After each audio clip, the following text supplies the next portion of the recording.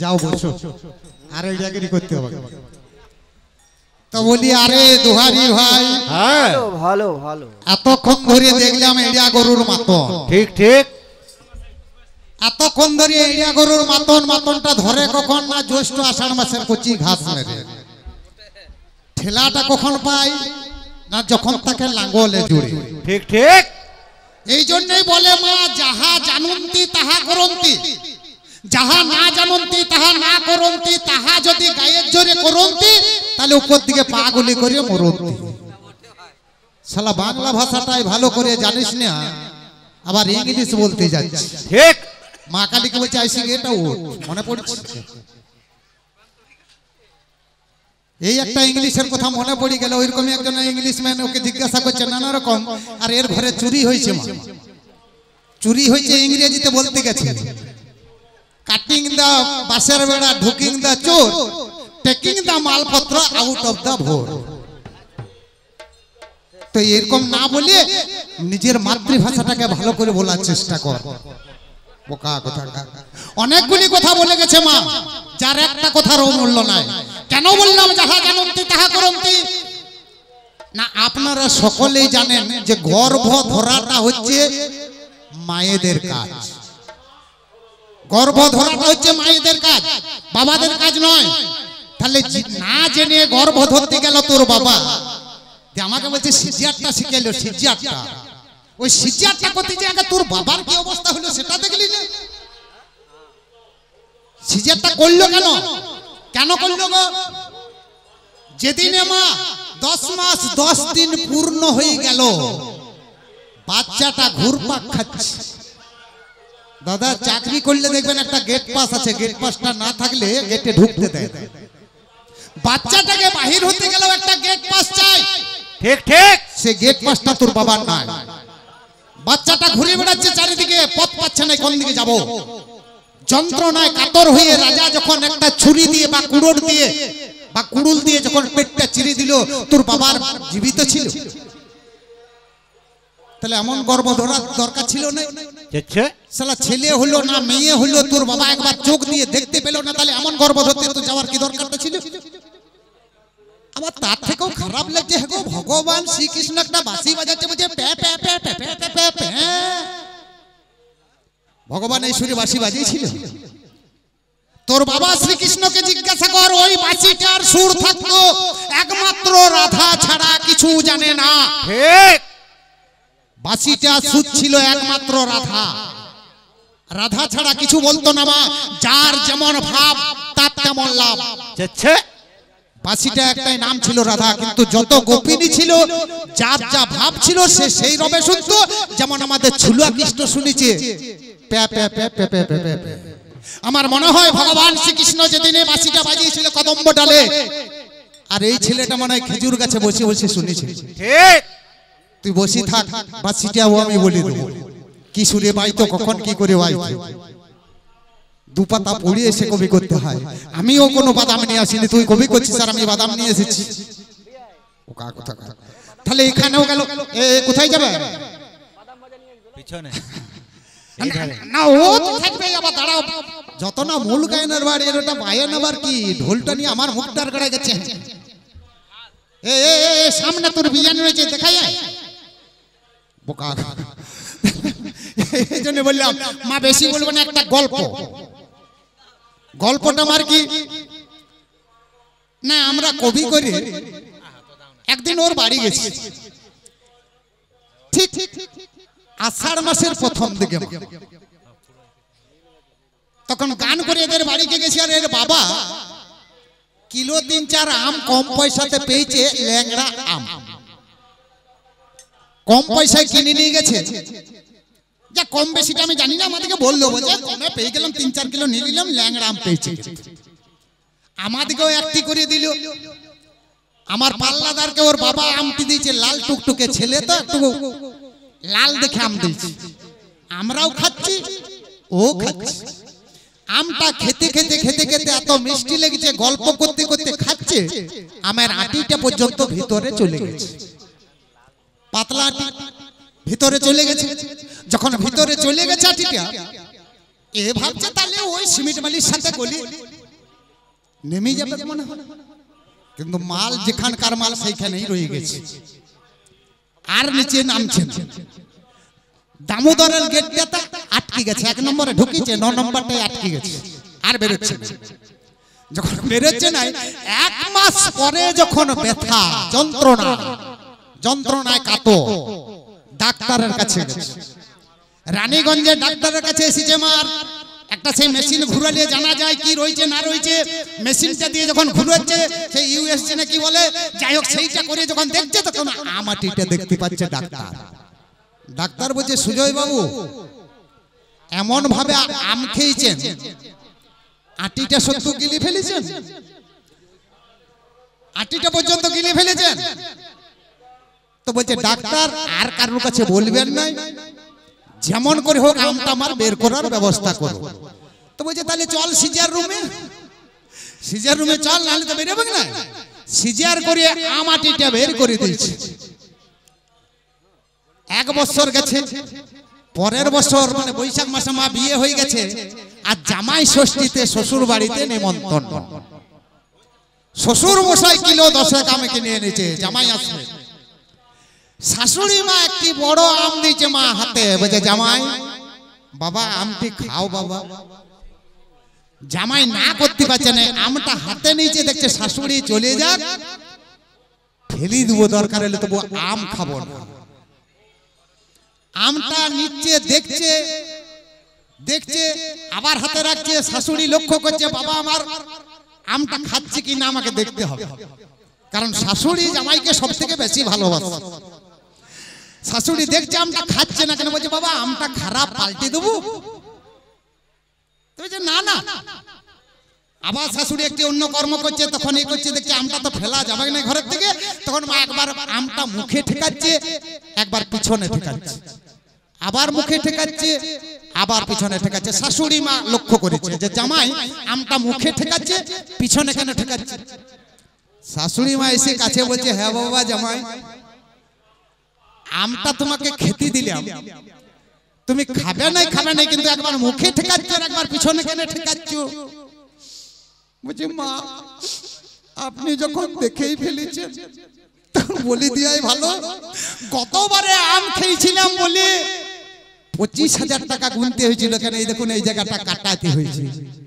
ওই জন্য আগের থেকে আমটা মেপে দেখছি যে এই ধারে খেলিয়ে এই ধারে বেরিয়ে যাবে। তো শালা কথা বলবি বল, মুখে যেটা বল যে মেপিয়ে বল, যেন এই ধারে খেলে এই ধারে বেরিয়ে মালটা।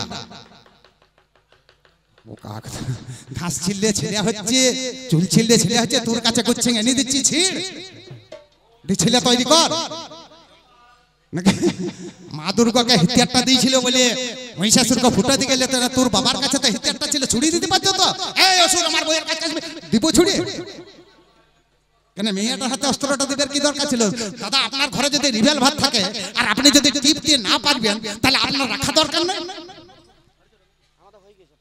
এতগুলো দেবতা রয়েছে, কেউ না পেরে মেয়েটাকে বলছে অস্ত্র লে, হাই দেখ আমি এইটা দিচ্ছি, হাই দেখ তুই এইটা নিয়ে যাচ্ছিস, যাও ফুটো।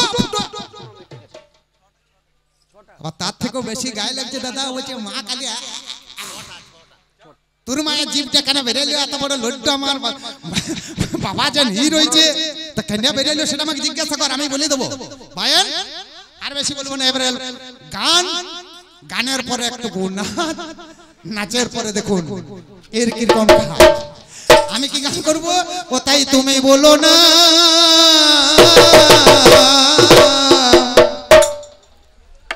ও তুমি বলো না বন্ধু, মনে ধারা কোথায় হে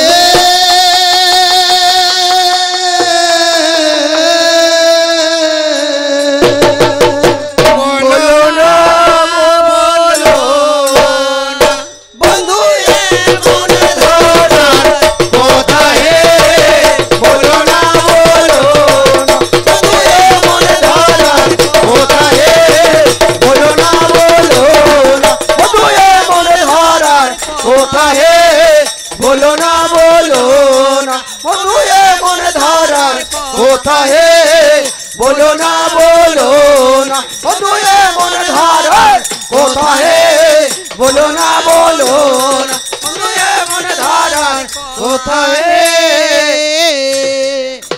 ও তুমি এমন কথা বাবা বলবে যেটা হয় কবি গানে প্রথা হে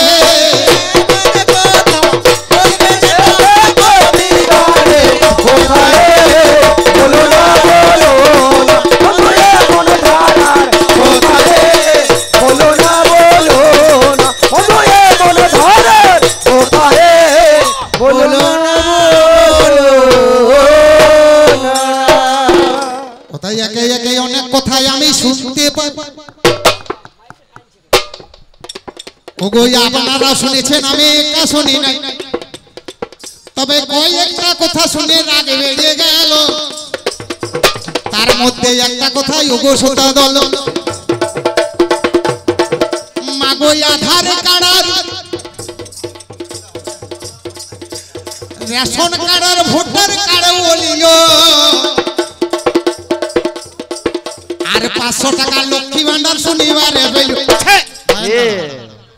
আচ্ছা মা, আমি যদি মেনু নিয়ে আমরা 500 টাকা লক্ষ্মী ভান্ডার পাচ্ছি, তুই দেখা তো তোর কোন বাবা পাচ্ছে নারায়ণীয় ভান্ডার?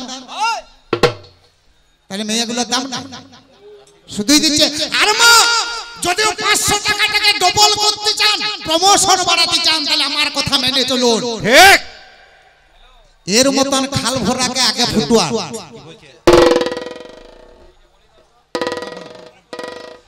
এর মতো খাল ভরাকে আগে ফুটুয়ান কেন বললাম না? তাহলে প্রমোশনটা বাড়বে।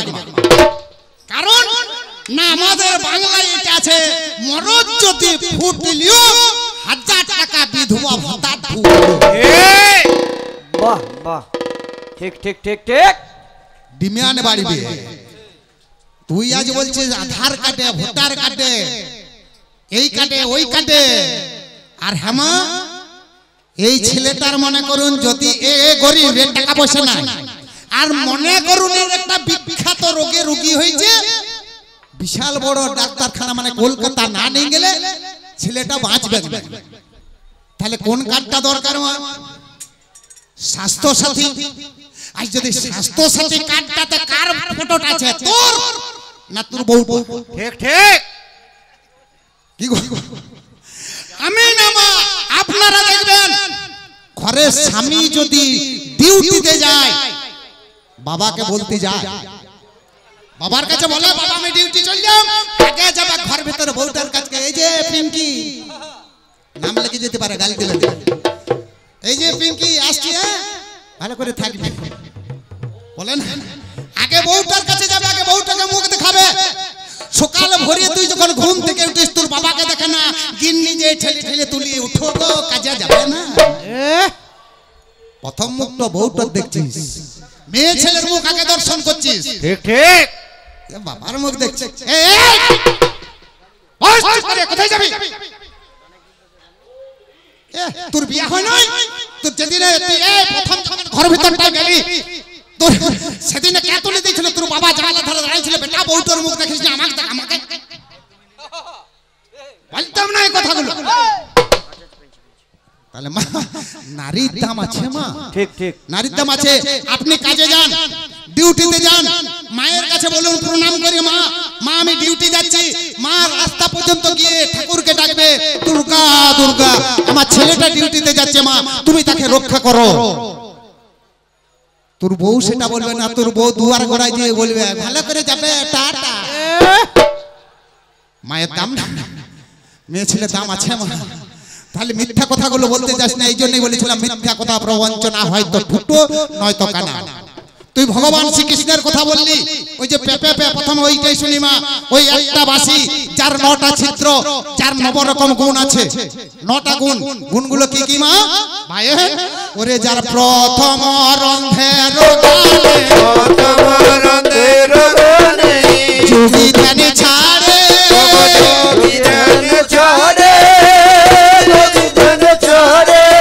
দ্বিতীয় রন্ধের গানে ধেনু বৎসবীরে,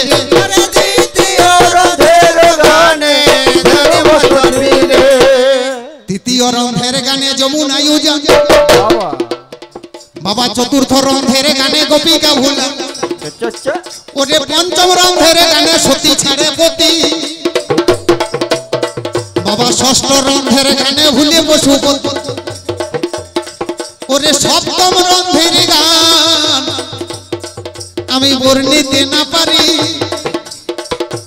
যাহার রবেতে ভুলে না পুনিশি হই ওই নাই অষ্টম রন্ধের গানে পাশানে ভুলে যায় আরে নবম রন্ধের গানে মায়ের স্তনধারা ঝরায় আর বাসিটার গানটা রব জানেন কেবলমাত্র রাধা যার যেমন ভাব তার তেমন লাভ কেমন জানেন মা কি শুনে বাজছে কে কেমন শুনছে পিতানন্দ শুনে বাসি যাকে পিতা বলি আমার মা যশোদা শুনে বাসি ননি দে মা বলি ওরে বড়াইও শুনিছে বাসি আমার কথা গোবড়াই রাধা রানী শুতে বাসি ঘাটে এসোরাই একই শুনে বাজছে তোমার ভগবান যদি বড় হয় ভগ যুক্তবান ভগবানের মানে কি গো ভগ যুক্তবান ভগ হচ্ছে স্ত্রীলিঙ্গ বান হচ্ছে পুলিঙ্গ আর চুপ করো আমি জানি আমি তো জানি আমার কাছে কথা আছে দেখ ভালো করে তা চুপ করে থাক নারায়ণ মা এই যে ভগ যুক্তবান তাহলে ভগবান প্রথমে নারী তারপর পুরুষ ভগবান শ্রীকৃষ্ণজি নিজ অঙ্গ হয়ে রাধা সৃজন করিলেন শ্রীমতী রাধা সৃজন করলেন শ্রীমতী রাধা তাহলে ভগবান যিনি নিজে যার অর্থ অঙ্গ তিনি নারী সৃষ্টি করেছেন এই ভগবান না নারী না পুরুষ তিনি উভয় লিঙ্গ আর তুই যে পুরুষ পুরুষ করছিস এই পুরুষ কে গো আমরা কেউ নই মা পুরুষ আমরা কেউ নই অনেকের মনে প্রশ্ন জাগতে পারে তাহলে আমরা পুরুষাঙ্গ এই যে পুরুষ মূর্তিকে ধারণ করেছি কেন না আজ আমরা যেমন এই অভিনয় করছি এই যে রঙ্গমঞ্চে যে নাটকটা আমরা করছি 3 ঘন্টার জন্য 3 ঘন্টার শেষে আমি টাকাটা কমিটির কাছ থেকে গুনে নিয়ে ঘর চলে যাব দুজনাতে বসে এক জায়গায় ভাগ করতে করতে আমরাও তেমন এসেছি মা নারী পুরুষের রূপ ধরে এই আমাদের অভিনয় জগৎ যেদিন শেষ হয়ে যাবে আমাদের আর কোনো লিঙ্গ থাকে না তাই তো বললেন এক ব্রহ্ম দ্বিতীয় নাস্তি আমাদের মাঝে পুরুষ হলেন শ্রীকৃষ্ণ ভগবান তিনি ছাড়া আমাদের কাছে আর কেউ পুরুষ নাই মা সেই একজন আর তার কাছে সেই ভগবানের কাছে মা গো আমরা সবাই নারী গো আমরা সবাই নারী গো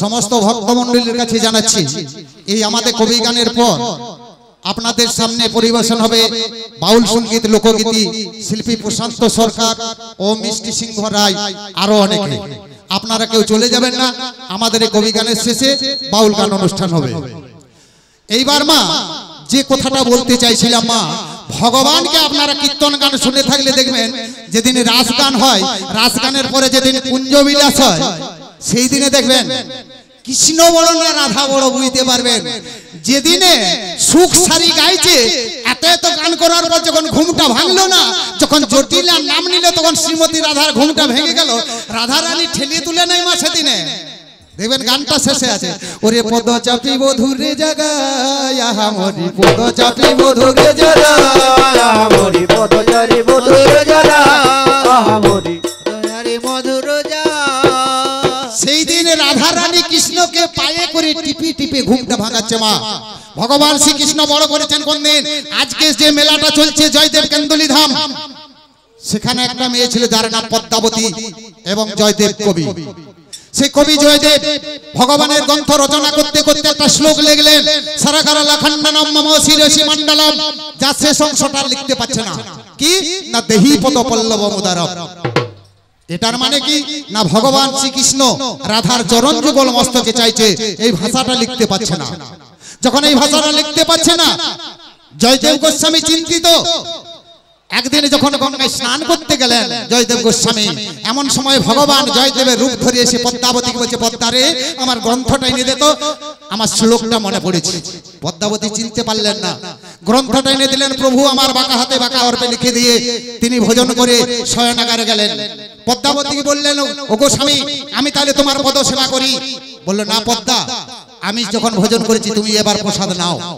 যেই না প্রসাদ নিতে গেছে মা মুখে তুলেছে আর এমন সময় আসল জয়দেব এসে দাঁড়িয়ে দাঁড়িয়ে যে বলছে রে পদ্মা তোর লজ্জা করে না লজ্জা করে না তোর কোন কারণে তুই আমি খাওয়ার আগে আমার ভগবানের সেবা দেওয়ার আগে তুই সেবা গ্রহণ করলি তুই কি এরকম রোজ রোজ করিস বললে প্রভু গো আপনি এই এলেন গ্রন্থ রচনা করলেন নিজে ভজন করলেন আর দোষী করছেন আমায় পদ্মা আমি গ্রন্থ রচনা করেছি কই আনতো যেই না গ্রন্থটা হাতে দিয়েছে জয়দেব গোস্বামী বুঝতে পারলেন ভগবান আমার বাঁকা হাতে বাঁকা হরপে লিখে দিয়েছেন দেহি পদ বল্লভ মুদারম কানতে লাগলেন জয়দেব গোস্বামী পদ্মারে আমি সারা জীবন ভগবানকে ডেকে পেলাম না আর তুই কি বল আমার সেবা করে গেছিস আর ভগবানের সেবা করেছিস তাই তোর কাছে আমি ওরে ধন্য সতী পদ্মাবতী পতি রূপে জগৎপতি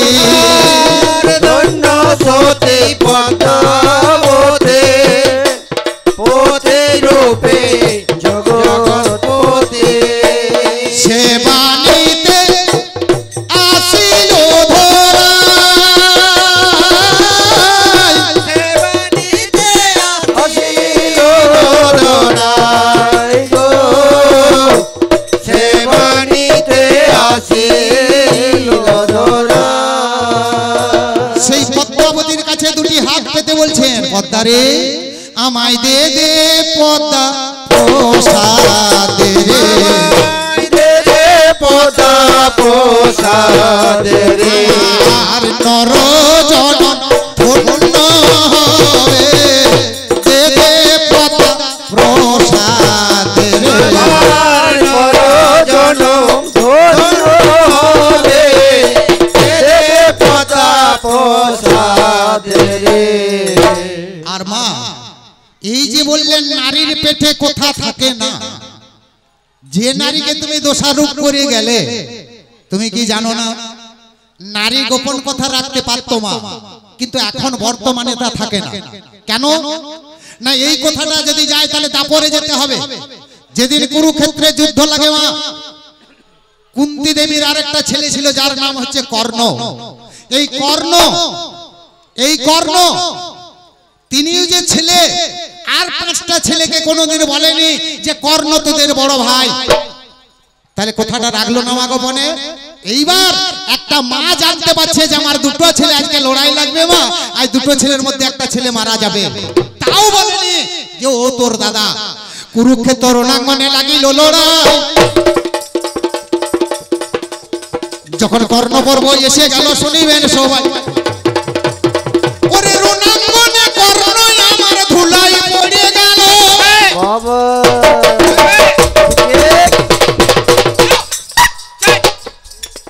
আমার ঘর ভিতরে কুন্তি ছিল শনিবারে পেলে ওরে নিজের ছেলে মারা গেছে মা বাবা আর কি ঘরে থাকতে পারে ছুটিয়া চলিল মাতা যুদ্ধ ক্ষেত্রে আমার বড় ছেলে পড়ে আছে দেখিবারে ভাই মাগো কোলে তুলে নিল কর্ণ শুনিবেন সবাই আমার কান্দিতে লাগিল মাতা ওই নাই আছাড় পাছাড় দিয়ে আমার যুধিষ্ঠির দেখতে পেল দেখুন বিচার করি 5 ভাইয়ে গেল আমার গেল ধীরে ধীরে ওগো শত্রু মদের মারা গেছে কাঁদছো কেন তুমি এদিকে ভগবান কৃষ্ণ তখন ইশারা করিল বলে এবার তুমি বলিয়ে দাও মা ওগো সতা দল সঙ্গে সঙ্গে কুন্তি দেবী বলেছিল ভাই আজকে যে ছেলেটা কোলে আছে শুন রে সবাই ওরে যে ছেলেটাই আজকে রনে আজকে মারা গেছে হাই এটা সম্পর্কে তোদের বড় ভাই আমার ছেলে তোদের বড় ভাই এটা আমার ছেলে আমার কুমারীকালের সন্তান যুধিষ্ঠির কাঁদতে কাঁদতে বললেন মা গো মা যদি তুমি আগে একবার বলতে আমাদের রাজ্যে দরকার ছিল না আমরা বনবাসে চলে যেতাম কেন বললে না কাঁদতে কাঁদতে যুধিষ্ঠির কুরুক্ষেত্রের এক মুষ্টি বালি নিয়ে অভিশাপ দিল মাগো আজ হতে কুরুক্ষেত্রের এই যুদ্ধক্ষেত্রে আমি অভিশাপ দিয়ে যাই আজ হতে নারীর পেটে গোপন কথা রবে না ঠিক সেই যুধিষ্ঠিরের অভিশাপে মা আজ আমাদের নারীদের পেটে কথা থাকে না। তাহলে আমার মায়ের দোষ নাই, যেখানে দোষ আছে সেখানে তোমার বাবার। মা যেখানে মা কালী মহিরাবনকে বধ করলেন, আমার মা করেনি, আমার মা সেখানে ছিল না। যাকে ধরে আনলো সে তোর বাবা, যে ধরে নিয়ে এলো সে তোর বাবা, যাকে কাটছে সে তোর বাবা, যে কাটা যাচ্ছে সেও তোর বাবা। ঠিক দোষটা তো আমার মায়ের নয়, দোষটা হচ্ছে তোর বাবা। মা সব জায়গায় যাকে বলছিল না, বলছে এত বড় লোকটা তোর মায়ের জীবটা কেন বেরিয়ে, এইটি বলে শেষ করবো। এরপরে বাউল কোরাল দত্ত, একটা কোরাল দত্ত ছিল যার নাম অসুর। ব্রহ্মার ভজনা করে তপস্যায় বর পেলেন, অমরত্ব লাভ করতে চেয়েছিল, কিন্তু বললো অমরত্ব তো দেওয়া যাবে না, তবে প্রকারান্তে অমর করছি কি না, তোর দেহের এক ফোঁটা রক্ত যদি মাটিতে পড়ে তোর মতন হাজার হাজার অসুরের জন্ম হবে, রক্তটাকে তোর বীজ করে দিচ্ছি। যে যুদ্ধ করতে যাচ্ছে মা, এক ফোঁটা রক্ত যদি মাটিতে পড়ছে ওর মতন আবার 1000 অসুর হচ্ছে, বধ করতে পারছেন না। তখন মায়ের কাছে গিয়ে কান্না করতে গেছে, মা গো জামা, এই অসুরটাকে আমরা আর পাচ্ছি না মা, জামা। সেই মা গিয়ে কি করলো না, মা কাঁপতে লাগলো, ক্রোধান্বিত হলো। এই দুটো ভুরু ঘর্ষণ হতে লাগলেন। এই ভুরু দুটো যখন ঘর্ষণ হতে লাগলেন, তখন এই জায়গা থেকে একটা অগ্নি বেরোতে লাগলেন। সেই জায়গা থেকে আমার মা কালী জন্ম নিলেন। যাবার সময় মা একটা খড়গ নিয়ে যুদ্ধ করতে গেল, খড়গ নিয়ে মা কালী যুদ্ধ করতে যায়। ঠিক ঠিক আমার যাকে পাচ্ছে তাকে কাটছে, বাকি রাখছে না। এবারে সম্মুখেতে রক্ত বীজকে যখন পেয়ে গেল, আর রক্ত বীজকে মার্ডার করে যোগসতা দল। মাগো মা কালীর হাতেই আমার যে মুন্ড আছে, এটা রক্ত বীজের মুন্ড বটে, জানাই দোষের কাছে। ওরে কালী পুজোয় দেখতে পাবেন তাহার লক্ষণ, নিচে থেকে শিগাল একটা করছে ভক্ষণ, কারণ মুখের রক্তটা মাটিতে না পড়ে। মাগো সেই কারণে সেই গালটা খাচ্ছে ধীরে ধীরে। এইভাবে রক্ত যখন পান করতে গেল, আর মায়ের স্টিয়ারিংটা কেটে গেল যোগসতা দল। মায়ের স্টিয়ারিং কেটে গেছে, গাড়ি যেমন স্টিয়ারিং কাটলে ব্রেক মানে না, সেই রকম মা কালী যাকে পাচ্ছে কচু কাটা করে যাচ্ছে। নারায়ণ দেখলো তাহলে এইভাবে যদি কাটাকাটি করে তাহলে দেবকুলটাও আর বাঁচানো যাবে না। মা কি করলো তখন বলছে তাহলে কাউকে ডাক, মা কালীকে তো আটকাতে হবে। তো বলছে ওরে এমনি কে যাবে, ভয়ে তো ওর কাছে যাওয়া যাবে না। বলছে শোন, একটু মাতাল টাইপের লোককে দরকার। তো বলছে আবার আমাদের দেবতাদের মধ্যে মাতাল কাকে পাবি না? বলছে কেন, আমাদের শিব ঠাকুর গাঁজার মাতাল। তো বলছে ওরে শিব, তোকে 2 কলকে মণিপুরি গাঁজা দেবো, তুই মা কালীর কাটাকাটিটা বন্ধ করে। তাহলে আগে গাঁজাটা দে। গাঁজাটি নিয়েছে, গাঁজাটি নিয়ে বুঝলেন আপনাদের নারায়ণকুড়ির থেকে মনে করুন হয়তো শ্যামাপুর মোড়ে কাটাকাটি করতে গেছে, রাত্রেবেলায় নারায়ণকুড়ি ঢুকবে। নারায়ণকুড়ির মোড়ের থেকে শ্যামাপুর পর্যন্ত কোনো বাম্পার না। ও আপনার কাটতে গেছে শ্যামাপুরে, শ্যামা মা আমার শ্যামাপুরে কাটতে গেছে মা, আর শিব ঠাকুর আপনাদের এই দামোদরের ব্রিজটার উপরে পাশে বসে বসে গাঁজাটি মারছে।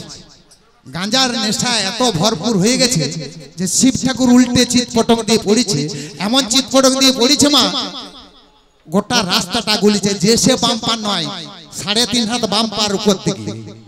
সেই 3.5 হাত বাম্পারটি নিয়ে মা কালী রাত 12টার সময় ঘুরিয়ে শ্যামাপুর মোড় থেকে ঢুকছে, এইবার আমি নারায়ণকুড়ি ঢুকবো। যেই না নারায়ণকুড়ি ঢুকতে আসবে মা, ব্রিজটাতে একটা ঠক্কর খেয়েছে। কি রে, কি বটে রে? শালা রাত 12 যাবার সময় রাস্তাটা আমি পরিষ্কার দেখে গেছি, এখন রাত্রি 12টার সময় কোন শালা বাম পার করলো? আবার মা কালী দেখছে যে করেছে করেছে, আমার দেখার দরকার নেই, আমি ডেঙ্গি লাফ দিয়ে পেরিয়ে চলে যাবে। একটা পা চাপিয়ে মা পিছনের ভটটা যখন উপর দিকে চাইছে দিতে, তখন সামনের পাটা ঢুকি যাচ্ছে। মা কালী দেখছে শালা পিচ রোড এত নরম হবে, পিচ রোড এত নরম হয়। মা তখন দিব্য দৃষ্টি দিলেন যে এটা কি আমাকে দেখতে হবে। যেই মা দেখতে যাচ্ছে, যেই না দেখতে যাচ্ছে, তখন দেখছে গনসার বাবা। ও মা, যে কালী সেই দুর্গা, যে কালী সেই দুর্গা। তাহলে দেখতে পেল আমার স্বামীর পক্ষে আমি পা দিয়েছি। মা আপনারা জানবেন, মেয়েরা এখনকার মেয়েরা জানবেন, আগেকার গুলো জানবে। ওই যে মা বয়স্ক মা, জেঠিমা, কাকিমা রয়েছেন, আপনারা জানবেন আগেকার দিনে আপনারা মাথায় এখনো ঘোমটা দিচ্ছেন, আগেও দিতেন। কেন দিতেন না? শ্বশুর, শাশুড়ি, ভাসুর, কাকা শ্বশুর, জেঠা শ্বশুর, গুরুজন থেকে দেখলে বা জামাইকে দেখলে মাথায় ঘোমটা দেন। কি মাথায়? তো আগেকার দিনে তাই করত। এই যে ঘোমটাটা বাই চান্স আপনার খুলিয়ে গেছে বা খুলিয়ে রেখেছেন, এমন সময় জামাই ঘরে ঢুকে গেছে, আপনার সামনে দাঁড়িয়ে গেছে, ঘোমটাটা নেই। মায়েরা কি করত? লজ্জা নিবারণটা করতো কিভাবে? একটা জিভ কেটে দিত। যেই না জামাইয়ের সামনে পড়ে গেছে, মা গো, এইভাবে জিভ কাটতো। মা কালী দেখলো আমি স্বামীর পক্ষ দেশে পা দিয়েছি, দিব্য দৃষ্টিটা যেই মাত্র দেখলো মা, সঙ্গে সঙ্গে জিভটা বার করে দিল। মা গো, কি করলাম গো? শিব ঠাকুরের পায়ে যখন পেটের উপর পাটা তুলতে যাচ্ছে মা, তখন শিব ঠাকুর বললো, কি করছিস খেপি? আর তুলিস না, এই চরণ পেয়েছি যখন ছাড়বো না গো, পেয়েছি যখন ছাড়বো না গো। ওরে সেই কারণে মা কালীর জিবিটি বেরায়, উল্টা পাল্টা বললে কথা মেনে নেব না। ওরে উল্টা পাল্টা বললে গোপাল কবি হবে কেন? তোর বাবা কেমন বটে গো সদা দল। একদিন ভগবান কৃষ্ণ আমার গোচারণে যায়, সঙ্গে ছিল দাদা বলাই, মিথ্যা বলি নাই। ওরে সম্মুখেতে রাধা রানী দাঁড়িয়েছিল, আর কৃষ্ণকে ইশারা করিয়ে বলিতে লাগিল। কৃষ্ণকে ইশারা করছে, হে কৃষ্ণ, তাহলে আমরা মিলিত কোথায় হবো? দাদা আছে সামনে, বলতে মুখে বলতে পারছে না। তার পিছন থেকে কৃষ্ণ এমনি করছে, মানে আজ আমাদের কেশরকুঞ্জে মিলন হবে। যেই না বলছে কেশরকুঞ্জে মিলন হবে, রাধারানী অষ্টসখীকে নিয়ে কেশরকুঞ্জে একটা কুঞ্জ সাজিয়ে বসে আছে। আর এদিকে এর বাবা রাত 11টার সময় বেরিয়ে, ওরে রাস্তা মাঝে একটা ভালো মেয়ে দেখতে পায়, আর সেই মেয়েটার কুয়াটারে কৃষ্ণ ঢুকে যায়। বাবা সারা রাত্রি ফুর্তি আমার করলো দুজনাই, অঙ্গের কাপড় আমার বিছানাতে যায়। ছেলে মেয়ের কাপড় মাগো বিছানাতে গেল, আর ভোর বেলাতে রাধার কথা মনে পড়িয়ে গেল। ওই মেয়েটা কে মা? যার নাম হচ্ছে চন্দ্রাবলী। ওই চন্দ্রাবলীর ঘরে ঢুকেছে, এই অঙ্গের বসন দুজনার বিছানায় হয়ে গেছে। ভোরবেলায় মনে পড়েছে, যা সালা, আমার যে রাধারানীকে কথা দেওয়া আছে, যেটা আমার 12 মেশিয়া, তাকে তো কথা দেওয়া আছে, তার কাছে তো আমাকে যেতেই হবে। তখন মা ভোরবেলায় চন্দ্রাবলীকে ঠেলে দিয়ে একটা কাপড় টানতে টানতে অন্ধকারে দৌড়াচ্ছে। দেখেনি যে কাপড়টা আমার না মেয়েটা। ওই কাপড়টাই পড়তে পড়তে চলে গেছে। আর ললিতা, বিশাখা, চম্পকলতা, ইন্দুলেখা, তঙ্গু বিদ্যা, এরা সবাই সারি সারি দিয়ে বসে আছে। আর রাধারানী মানে বসেছে, ঠিক মানে নয়, ধ্যানে বসে। অন্তরের কৃষ্ণকে দেখছেন রাধা, সবাই ভাবে মান, কিন্তু মান না, ধ্যান। অন্তরের কৃষ্ণকে দেখছে, বাইরে এসে গেছে কৃষ্ণ। ললিতাকে বলছে, ললিতা রে, একবার দাঁতটা ছেড়ে দে, আমি রাধারানীকে দর্শন করতে যাব, রাধার সঙ্গে দুটো কথা বলবো। ললিতা দেখে চমকে উঠেছে, ললিতা দেখে চমকে উঠেছে, কি কৃষ্ণ, এ কি কি ব্যাপার, কি দেখাচ্ছে, কি কি কি? দাঁড়া দাঁড়া, কয়েকটা প্রশ্নের উত্তর দাও তো, দিয়ে পরে ভেতরে যাবে। বলছি কি, বল বল কি? না, যে অঙ্গে আমরা তুলসী পাতা দিতে ভয় পাই, তোমার সেই অঙ্গে নখের আঁচড় কাটিল কেমনে? আজ কোন জনা কাটলো বাবা বলিবে এই খান। ওরে চতুরের শিরোমণি কৃষ্ণ কানাই,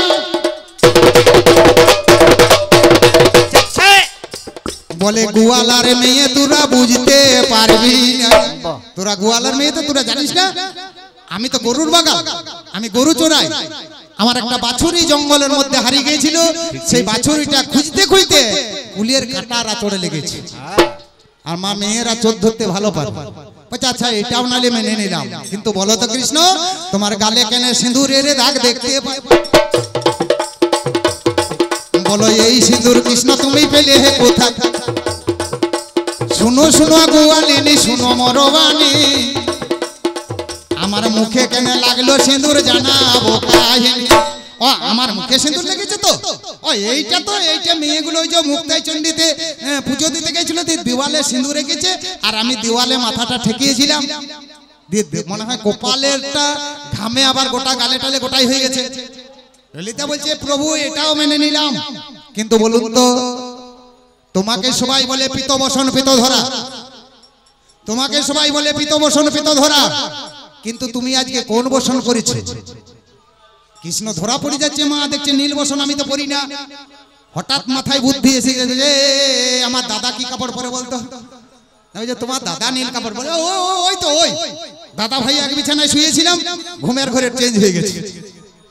তো বলছি এটাও যদি মেনে নে, আচ্ছা বলো তো ছেলেদের কাপড়ের পাড়টা হয় মা সরু, মেয়েদের কাপড়ের পাড় হয় চওড়া, তাহলে তুমি আমাকে বলো তো কাপড়ের পাটটা তুলে বলো কৃষ্ণ হে এটা দাদার কাপড় না দিদির কাপড়, দাদার কাপড় না দিদির কাপড়, দাদার কাপড় না দিদির কাপড়, দাদার কাপড় না দিদির কাপড়, খাবে তুমি একটি চাপড়, পাবে তুমি একটি চাপড়, দাদার কাপড় না দিদির কাপড়।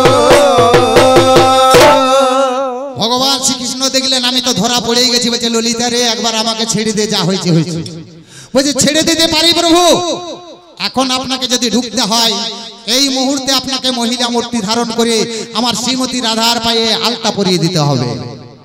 অগত্যা ভগবান শ্রীকৃষ্ণ করলেন কি, মা নাপতানি মূর্তি ধারণ করে শ্রীমতী রাধার কাছে গিয়ে বলছে রাধে ও গো রাধে গো তোর পাকামাই, রাধে গো তোর পাকামাই, রাধা দিল পাওয়ারায়, রাধা দিল পাওয়ারায়, রাধে গো তোর পাকামাই।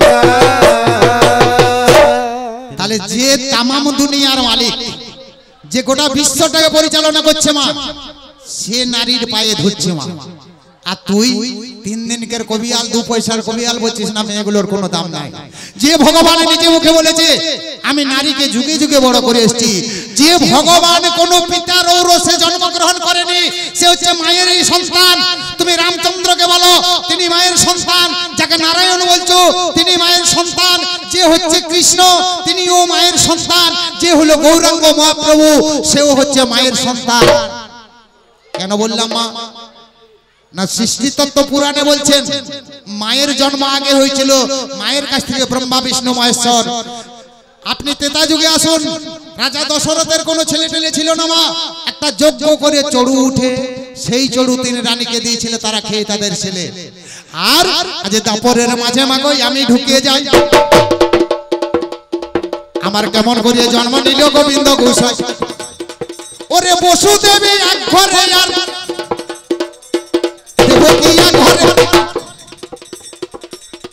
বাবা দুজনাতে বন্দী ছিল ওই কারাগার,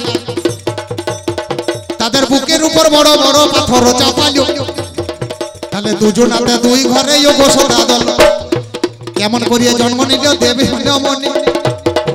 এটা পুরাণ মাঝে লেখাই আছে জানাচ্ছি কাহিনী। লিখলেন শ্রীমদ ভাগবত গীতা, ভক্তের মনোবাসনা পূর্ণ করার জন্য ভগবান মাতৃগর্ভে এসে জন্ম নিলেন।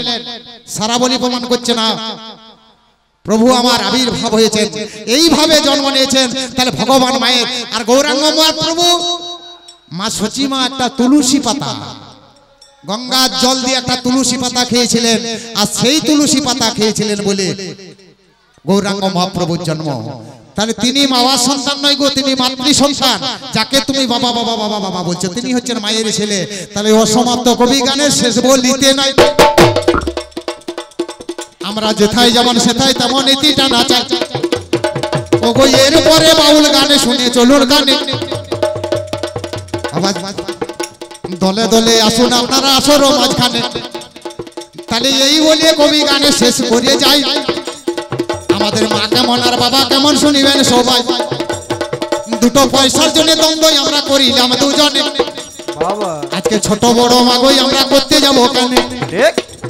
আমার মা বাবা সমান সমান ছোট বড় নাই। ওরে আজকের মতন কবি গানটা রাখিলাম হেথায়, আমার পাখির যেমন 2টো ডানায় উড়ে যায় আকাশে। বাবা একটা বাবা জানালাম প্রকাশে।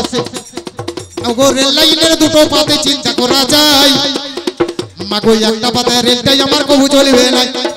ওগো সেই রকমের মা বাবা সমান সমান হইল আজকের মতো কবি গানটা সমাপ্ত হইল মা বাবা সমান সমান ছোট বড় নাই আজকের মতন কবি গানটা রাখিলাম হে তাই আজকের মতন কবি গানে হইল সমাপন এবার প্রেমানন্দে হরি ধ্বনি দের সর্বজন কিবা জয় রূপ সনাতন ভট্ট রঘুনা জয় রূপ সনাতন ভট্ট রঘুনা আমার শ্রীজীব গোপাল ভট্ট দাস রঘুনা শ্রীজীব গোপাল ভট্ট দাস রঘুনা আর এই ছয় গোসাই যবে ব্রজে কইলেন বা এই ছয় গোসাই যবে বজে কইল আমার রাধা কৃষ্ণ নিত্য লীলা করিলেন প্রকাশ রাধা কৃষ্ণ নিত্য লীলা করিল প্রকাশ মনের আনন্দে বল কৃষ্ণ ভজ বৃন্দাবন আনন্দে বল কৃষ্ণ ভজ বৃন্দাবন আজ শ্রী গুরু জননী আমার বোঝাই আমন শ্রী গুরু চরণে আমার বোঝাইয়া ও তারা ব্রজভূমে আইলো ব্রজভূমে আইল আজ কৃষ্ণ লীলা প্রকাশিল ব্রজভূমে আইলো কৃষ্ণ লীলা প্রকাশিল ব্রজভূমে আইল হরি বল